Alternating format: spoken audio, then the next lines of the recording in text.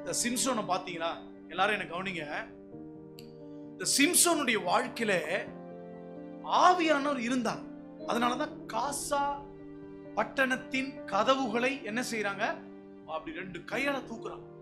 அதெல்லாம் இவ்வளவு வலிமையா இருந்துச்சு. அப்ப இந்த காசா பட்டணத்துடைய கதவை பவர்ஃபுல்லா இருந்து சிம்சோன் உடைச்சி எடுக்கிறான்.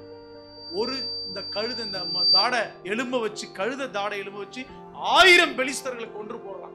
எவ்வளவு பவர் இருக்கு பாருங்க. பவர்லயே இருக்கிற நினைச்சிட்டாரு அவர். அந்த பொம்பளை என்ன பண்ணிடுச்சு?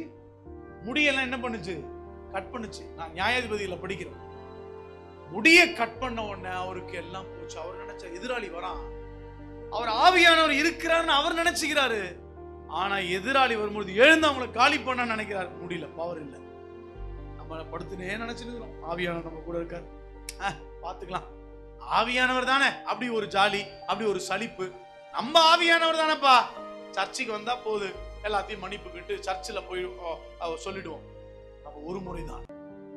திடீர்னு எங்க போறாருன்னே தெரியாது ஆவியானவர் நம்மளை விட்டு.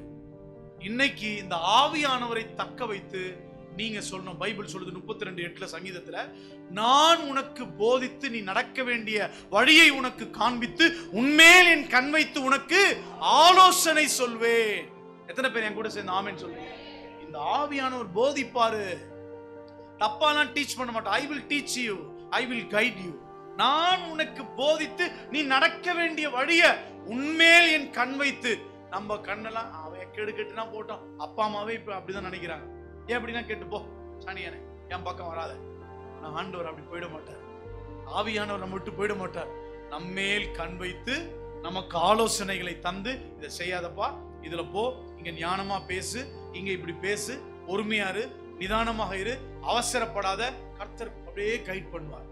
பொறுமையா பேச வைப்பார், அமைதியா பேச வைப்பார், நமக்கு ஆலோசனை சொல்வார்.